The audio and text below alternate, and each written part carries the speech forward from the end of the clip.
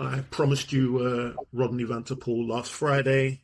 That didn't happen, but luckily for me, he was very gracious, very patient with me, and I have him on the line right now. Rodney Vanterpool, how you doing, man? I'm doing good, my brother. Good, good. That's what I like to hear. Thank you again. Like I said, apologies for last Friday, and thank you for having patience with me. And let's chop it up, man. So, the first question that I usually ask: how you living, man? You busy, or you I'm living chilling good, at the bro. minute? You living good? I'm living good. Hip hop is 50, spreading the culture, living good. That's what I like to hear, man. So, Rodney Vanterpool is known as the Hip Hop Analyst. You can catch him on YouTube and a couple other places. Look, just give me a rundown of your platform, what you do. I'm on Facebook, Instagram, TikTok, YouTube. All I do is just spread hip hop knowledge. I'm Okay, trying to bridge the gap between the old and the old and the new.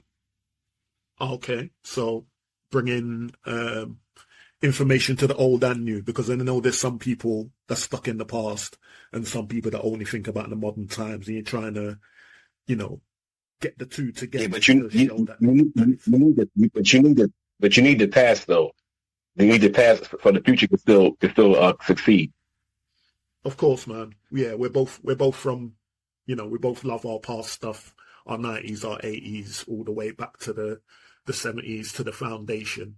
But yeah, um, what do you what took you down that avenue? What took you down the avenue of wanting to do it this way?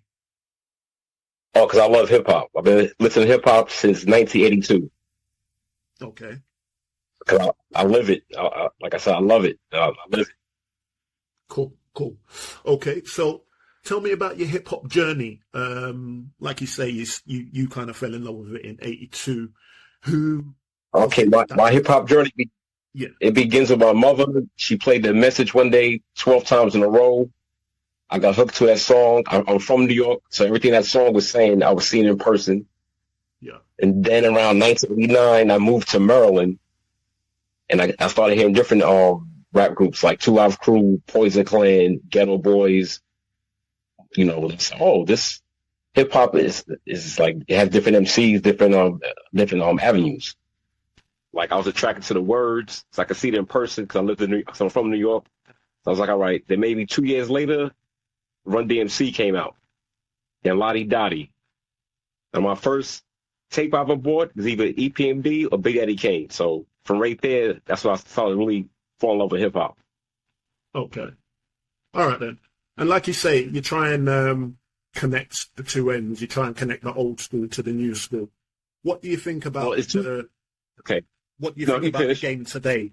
What do you think about, especially the underground and the hardcore stuff coming from the underground at the moment? Oh, the underground is still good. Underground is still good. Yeah, yeah, yeah. A lot, a What lot do you, of, lot of, lot of MCs are underground. A lot of good yeah. MCs in the underground. What do you think about the A whole game bunch out in there. totality? The, the game right now, I love how this is $1 billion business, but it needs to get back to the culture though, Yeah, because hip hop is already, but it needs to get back to the where it came from, like the essence, like where we came from. yeah, yeah. And who are the artists you feel today are trying to do that at the moment? Who are you feeling that's out now? Oh, there's only right now only one rapper's doing that right now. That's Nas. Okay, so you don't feel like Six, any of the new cats like no, Griselda or no. Sky Zoo? Griselda doing anything. What about No, Sky Sky Zoo still holding Zoo that. But I'm like, or yeah, Sky Zoo's sick for underground. Griselda. But I'm talking about for one artist that's still holding down, bringing back the culture like we like, is Nas. 6 albums in 3 years. yeah, yeah. Nas is the guy. Nas has been the guy since the mid '90s, as we know. Yeah, but I'm just saying, I recently did a podcast on his 6 albums. Some artists that we grew up on, been out for over 30 years, has not even done 5 albums. He did 6 albums in 3 years. Yeah, yeah, yeah. That's a lot. I mean, the only artist I can think of who had that kind of work rate is also from back then, like Styles P, between say Oh, oh, 2015 Styles and P. Yeah, 2022. ridiculous. He Yeah. brought out at least, a Yes, project a year, if not two or three. So yes. he had the best album of 2017, in my opinion, with Tali Kweli on the Much 7th. respect. So, do you know what I mean? I think there's Yes. hope. I think there's, you know what I mean? The No, underground's hope. bubbling. You know why that's so? Because of this radio station and because of my name. I'm the hip hop analyst. I'm here for the culture. There's always hope. That's what I mean. If I'm here, if I'm here, hip hop will be alive if I'm here. It'll stay alive if I'm here. That's what I like to hear, man. So, do you think, apart from Nas and who we mentioned, do you think there's anybody? Do you think there's anything anybody can do, or anything that anyone can do differently to push the culture forward how we like? They need to bring back conscious rap. They need to start teaching the youth more, like what we grew up off on. Yeah. Okay. You get more conscious. Let me break something down right quick. A lot of somebody was asking this question, so I'm gonna break it down on the station. Mm-hmm. What's wrong with hip hop right now is only one word. There's no balance. Okay. When we was growing up, if you want to get nasty, we had 2 Live Crew, we had 2 Short. If you want gangster music, we had NWA, Ice-T. If you want to dance, we had Kid and Play, Salt and Pepper. If you want bars, we had Rakim and Kane. And if you want to learn something, we had KRS-One and Public Enemy. These days, you don't have nothing like that. Okay. There's no balance. Yeah. All right. So, yeah, like you said, hip hop is in its 50th year. So, this is a big overarching question, but I think you've probably got a pretty good answer to it.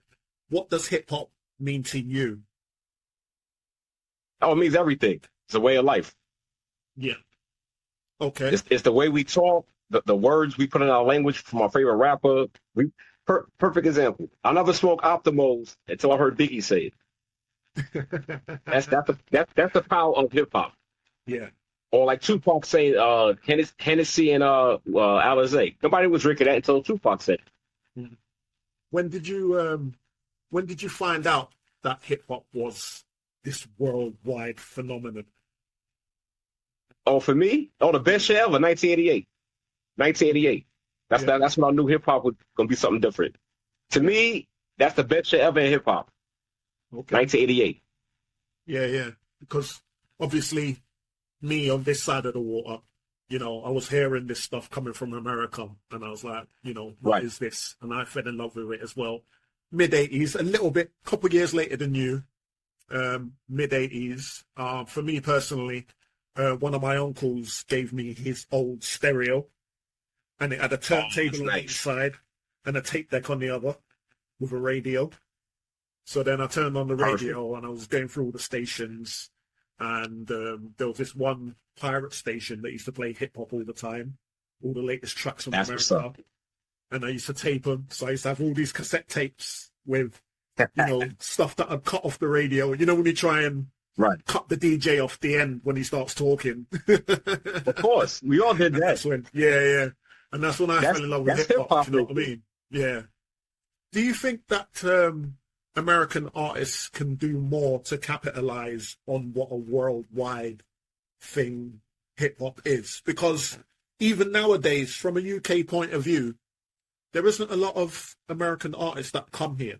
And if they do, they only come for like one night in London. Yeah. I mean, don't get me wrong. There's more artists coming now than there used to be. Right.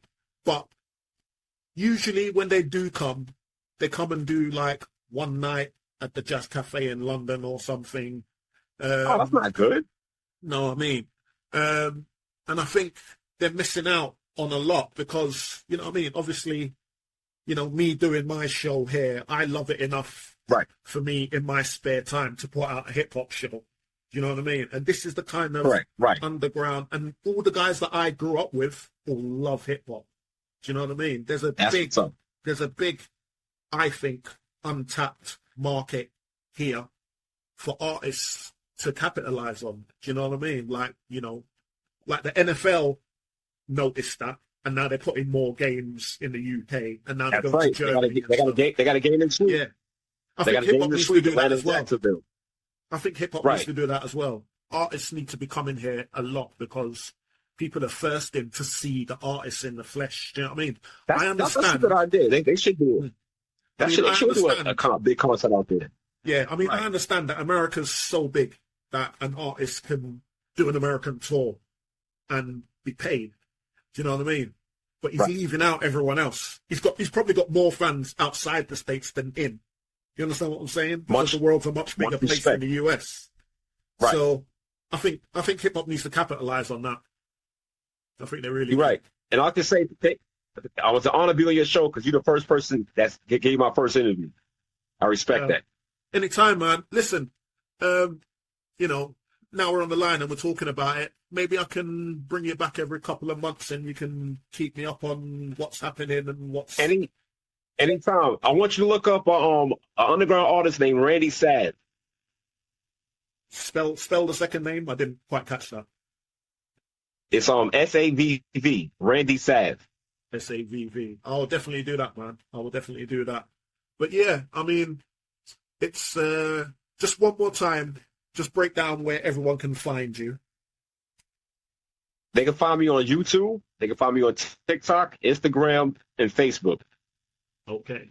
So yeah, people, Rodney Vanterpool, the Hip Hop Analyst. Yeah, I mean, like I say, maybe we can get together every quarter, just chop it up and, you know, talk about hip hop. Just stay in contact with me, brother. I'm always saying, anytime, London time, your time, I might kick a rhyme. Definitely. Thank you, man. Thank you. Rodney Vanterpool. All right. Thank you, my brother. Hip Hop Analyst. Man. Catch me on YouTube.